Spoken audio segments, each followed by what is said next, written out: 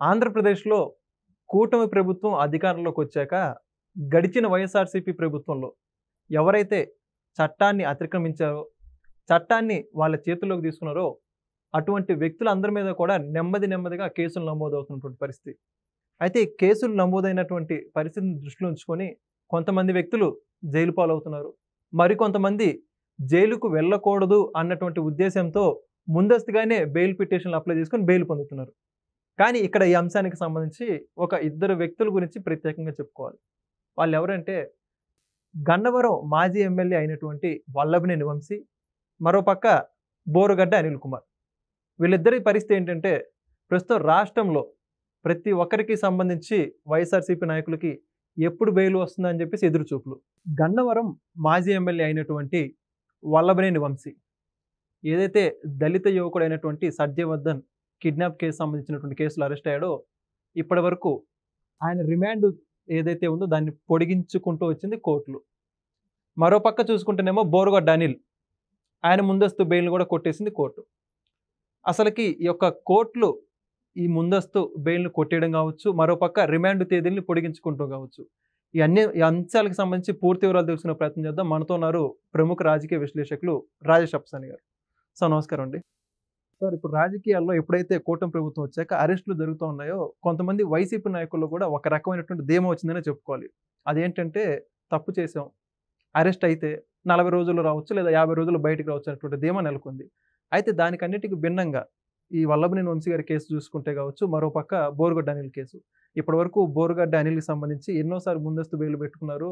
అవన్నీ కూడా కోర్టులో కొట్టేయడం జరిగింది. తాజాగా సుప్రీంకోర్టు కూడా కొట్టేసింది. ఏదున్నా సరే హైకోర్టులో తేల్చుకోమని చెప్పేసి కరాఖండిగా చెప్పేసింది. మరోపక్క వల్లభనేని వంశీ గారు మాజీ ఎమ్మెల్యే. ఆయన ముందస్తు బెయిల్ కూడా కొట్టేశారు. రిమాండ్ తేదీ కూడా పొడిగించుకుంటూ వస్తుంది కోర్టులో. ఏంటంటారు వీళ్ళు ఇట్లా పొడిగించుకోవడం, ముందస్తు బెయిల్ క్యాన్సిల్ చేయడం? మనకి గ్రామాల్లో చిన్నప్పటి నుంచి ఒక సామెత వింటూ ఉంటాం మనం. తెలివి తక్కువవాడు ఒక చోట పూసుకుంటే తెలివి గలాడు 3 చోట్ల పూసుకున్నాడు అని చెప్పని. అంటే అర్థం తెలుసు కదా. ఒక అమాయకుడు, ఒక గ్రామీణుడు, నిరక్షరాస్యుడు రోడ్డుని వెళ్తున్నాడు. అతని కాలికేదో అంటింది. అది ఏదో అయి ఉంటుందిలే అని చెప్పని ఆ పక్కన ఉన్న మొక్కకో రాయికో ఇట్లా తుడిచేసుకొని తన పనిలో తను వెళ్ళిపోయాడు. కానీ ఆ తర్వాత ఒక తెలివిగలాడు వచ్చాడు. ఇతను తెలివిగలాడు కదా, ఇతని కాలుకు కూడా అంటగానే అదేంటి అని చెప్పని ఏలుతో తీసుకున్నాడు. అదేంటో అర్థం కాక ముక్కు కంటించుకున్నాడు వాసన చూడటానికి. 3 చోట్ల అంటిన తర్వాత అప్పుడు ఓహో ఇది అదా అని చెప్పని నిర్ధారణ చేసుకొని తుడుచుకోవడం మొదలుపెట్టాడు. తెలివి తక్కువడికి ఒక చోటతోటే పోయింది. ఈ తెలివిగలాడికి 3 చోట్ల అంటింది. ఇవాళ మీరు ప్రస్తావించిన వల్లభనేని వంశీ అయినా, బోరుగడ్డ అనిల్ అయినా, వారి మీద నమోదై ఉన్న అసలు సిసల కేసులకి ఎప్పుడో వాళ్ళు జైలు నుంచి బెయిల్ తీసుకొని బయటకు వచ్చి ఉండాల్సింది. ఓకే. కానీ ఇక్కడ తెలివితేటలు ఎక్కువైపోయి మాకేంటి, మమ్మల్ని ఎవరేం బీకుతారు అనే అహంకారంతో, కండకావరంతో బరితెగించి చేసిన పనుల పర్యవసానం ఇవాళ వల్లభనేని వంశీ నెలల తరబడి జైలు జీవితం చూస్తూ ఉన్నాడు. బోరుగడ్డ అనిల్ కూడా నా అంతటి మ్యానిపులేటర్ లేడు, నేను ఏ వ్యవస్థనైనా బురిడి కొట్టించగలిగే సామర్థ్యం నాకుంది అని చెప్పని ప్రదర్శించిన అతి తెలివి పర్యవసానం ఇవాళ Borugadda Anil bail petition supreme court స్థాయిలో కూడా రిజెక్ట్ అవడానికి కారకమైంది. ఎందుకంటే వల్లభనేని వంశీ తెలుగుదేశం పార్టీ గన్నవరం కార్యాలయం మీద జరిగిన దాడి కేసులో అక్యూజ్డ్. ఆ కేసులో అతని అక్యూజ్ నెంబర్ 72గా ఉన్నాడు. 72వ ముద్దాయి. వాస్తవంగా అయితే ఆ కేసులో అతనికి ముందస్తు బెయిల్ కూడా దక్కింది. అంటే అతన్ని అరెస్టు చేయకుండా న్యాయస్థానం నుంచి రక్షణ కూడా దక్కింది. మామూలు పరిస్థితుల్లో అయితే ఆ కేసు ట్రయల్ జరగాలి. ఆ ట్రయల్ జరిగిన తర్వాత సాక్షులు చెప్పే టైంలోనో లేదు ట్రయల్కి వచ్చిన స్టేజ్లోనో ఆ కేసుని మేనేజ్ చేసుకునే ప్రయత్నం చేస్తారు ఎవరైనా కూడా. సహజంగా జరిగే ప్రక్రియ అది. ఏమవుద్ది, ఒక కేసులో ఇన్వాల్వ్ అయి ఉన్నప్పుడు ఈ కేసు నుంచి బయటపడాలి అని అంటే మొట్టమొదటగా కేసు మెరిట్స్ వెరిఫై చేసుకుంటారు. మన మీద నమోదు చేయబడ్డ ఛార్జెస్ ప్రాసిక్యూషన్ ప్రూవ్ చేయలేనివి అని అనిపిస్తే బలమైన సమర్థులైన లాయర్ని పెట్టుకొని డిఫెండ్ చేసుకుంటారు. ఒకవేళ ప్రాసిక్యూషను మన ప్రమేయాన్ని నిర్ధారణ చేయగలిగే సాక్ష్యాధారాలు కలిగి ఉంది, మనం తప్పు చేశాము అన్న గిల్టీనెస్ లోపల ఉన్నప్పుడు ఏం చేస్తారంటే అవసరమైతే కాస్త డబ్బు ఇచ్చో, పరపతి ఉపయోగించో, బెదిరించో సాక్షుల్ని ప్రభావితం చేసే ప్రయత్నం చేస్తారు. అప్పుడు సామధాన భేద దండోపాయాలు ఉంటాయి కదా, వాటిని ప్రయోగించి దేనికో దానికి లొంగకపోతాడా అని చెప్పని ప్రయత్నం చేస్తారు. అయితే ఇక్కడ ఈ పర్టికులర్ కేసులో కేసు ఇంకా ట్రయల్ స్టేజ్కే రాలా. కేసు ఇంకా పూర్తిస్థాయి అరెస్టుల పరమై ఇంకా ముగోలా. ఛార్జ్షీట్ ఇంకా సబ్మిట్ కాల.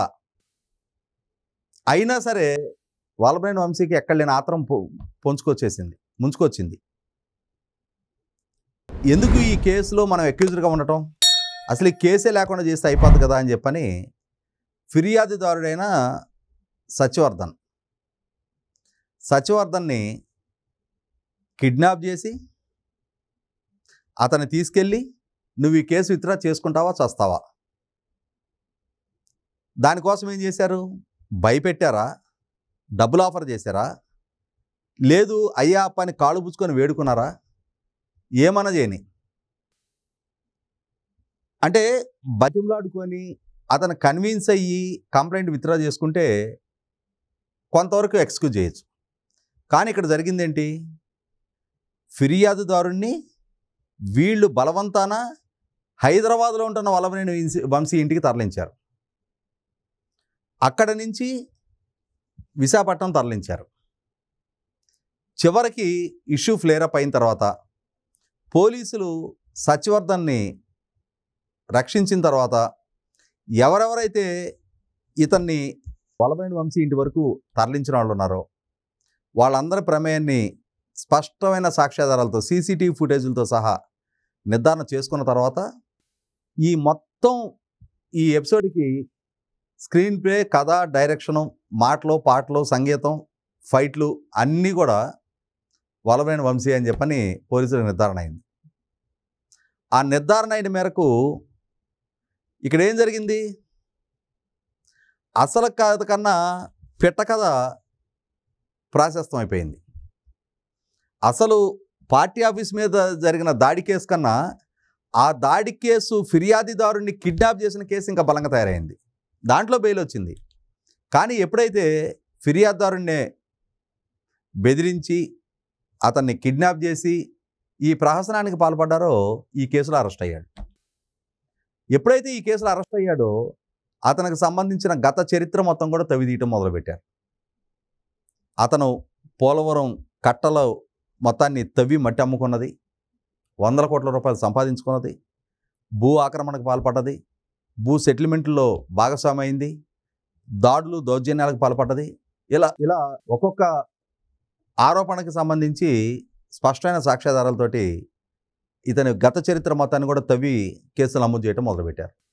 దాంతో ఏమైపోయింది? నిద్రాణంగా ఉన్న తేన్తుట్టి మీదకి తనకు తానే ఇవి నన్నేం చేయగలుగుతులే అని చెప్పిన ఒక రకమైన అహంకారంతో రాయి ఇసిరి ఇవాళ ఆ తేనె ఈగల మొత్తానికి ఇతనే బలిచ్చుకున్నట్టుగా తయారైంది. అదే ఆ ముందు పార్టీ ఆఫీస్ మీద దాడి కేసులో బెయిల్ వచ్చినప్పుడు కామ్గా ఉండున్నట్టయితే ఇవాళ వీటన్నిటికీ సమాధానం సంజాషించుకోవాల్సిన అవసరం ఉండేది కాదు. కానీ అత్యలివితోటి అహంకారంతో వ్యవహరించిన పర్యవసానం ఇవాళ నెలల తరబడి జైళ్లలో మొగ్గుతూ ఉన్నాడు. అదే సందర్భంలో న్యాయస్థానాలు కూడా ఇతని కిడ్నాప్ నేపథ్యం, ఇతని సెటిల్మెంట్ల నేపథ్యం ఇవన్నీ కూడా న్యాయస్థానం దృష్టికి వచ్చేటప్పటికి మొట్టమొదట పార్టీ ఆఫీస్ మీద దాడి చేయించాడనే ఆరోపణ మేరకు అతనికి బెయిల్ ఇచ్చారు. కానీ ఎప్పుడైతే ఈ మిగిలిన అంశాలన్నీ కూడా న్యాయస్థానం దృష్టికి రావటం మొదలైందో ఇతని మీద ఉన్న హ్యూమనిటేరియన్ కన్సర్న్ కూడా న్యాయస్థానం దృష్టిలో పోగొట్టుకున్నాడు ఇతను. అంటే నేను ఇందాక చెప్పినట్టుగా తెలివి తక్కువవాడు ఒకచోట పూసుకుంటే నేను తెలివిగలాన్ని, నేను పెద్ద స్ట్రాటజిస్ట్ని అనుకునే వల్లభనేని వంశీ ఈ విధమైన సమస్య తనకు తాను సృష్టించుకున్నాడు. ఇక బోరుగడ్డ అనిల్ విషయం కూడా అంతే. బోరుగడ్డ అనిల్ దూషించాడు, కొంతమందిని బెదిరించాడు, పోలీసుల మీద దాడులకు పాల్పడ్డాడు అనేది 3 కేసులు నమోదయ్యాయి. ఈ 3 కేసుల్లో కూడా మహా అయితే ఒక నెలకో 2 నెలలకో 3 నెలలకో తనకు బెయిల్ వచ్చి ఉండేది. కానీ అతను కూడా ఏం చేశాడు, ఈ లోపుగానే తొందరపడి కోయిలు ముందే కూసింది అన్నట్టుగా ఆ బెయిల్ వచ్చే లోపుగానే తన తల్లికి తీవ్ర అనారోగ్యం ఉన్నట్టు, ఆ అనారోగ్యానికి సంబంధించి చెన్నై హాస్పిటల్లో ట్రీట్మెంట్ జరుగుతూ ఉన్నట్టు, వాస్తవంగా అతనికి 5 అక్క చెల్లెళ్ళు ఉన్నారు, 5 చెల్లెళ్ళు ఉన్నారు. వాళ్ళు ఆమె మంచి చెడ్ల మొత్తం చూసుకుంటున్నారు. వాళ్ళే దగ్గరుండి ఆమె హెల్త్ ఇష్యూస్, ఆమెకు సంబంధించిన మంచి చెడ్లన్నీ వాళ్ళే పర్యవేక్షించుకుంటూ ఉన్నారు. కానీ ఇతను ఏం చెప్తున్నాడు, నేను ఓన్లీ సన్, నేను ఉండే దగ్గరుండి ఆమెను చూసుకోవాలి, వేరే ఎవరూ లేరు అంటున్నాడు. 5 కూతుళ్ళు ఉన్నారనే ఇష్యూని దాచిపెడుతున్నాడు. అయితే ఇక్కడ అతను కూడా ఏం చేశాడు, హైకోర్టును తప్పుదోవ పట్టిస్తా, గుంటూరు లలిత హాస్పిటల్కి సంబంధించి డాక్టర్ రాఘవ్ శర్మ గారి పేరిట ఒక రిపోర్టు పట్టుకొచ్చాడు. మా తల్లికి చెన్నై హాస్పిటల్లో ట్రీట్మెంట్ జరిపించాల్సిన అవసరం ఉన్న నేపథ్యంలో, కొడుకుగా నేను హాజరు కావాల్సిన అవసరం ఉన్న నేపథ్యంలో,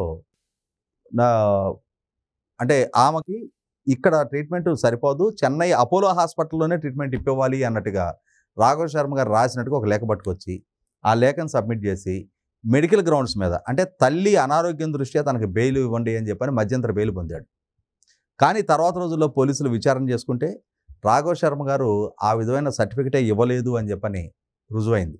ఆ రుజువైన నేపథ్యంలోనే ఇష్యూ హైకోర్టు దృష్టికి తీసుకెళ్ళటం, ఇతను ఫేక్ లెటర్ సృష్టించి ఫేక్ సమాచారంతో హైకోర్టుని తప్పుదో పట్టించి మధ్యంతర బెయిల్ పొందిన సమాచారాన్ని ఎప్పుడైతే హైకోర్టు దృష్టికి వచ్చిందో, ఓహో హైకోర్టుని తప్పుదో పట్టించి అంతటి ఘనాపాటి అయితను, హైకోర్టుకే ఫోర్జర్డ్ డాక్యుమెంట్ సబ్మిట్ చేసే అంతటి నిష్ణాతుడు అయితను, సమస్య లేదు, ఇతని బెయిల్ క్యాన్సిల్ చేయండి, ఇతను ఇమ్మీడియట్గా కోర్టుకు జైలుకి సరెండర్ కావాల్సింది అని చెప్పని, ఇక అక్కడి నుంచి ఇతను ఎన్ని బెయిల్ పిటిషన్లు ఫైల్ చేసినా కూడా first impression is the best impression.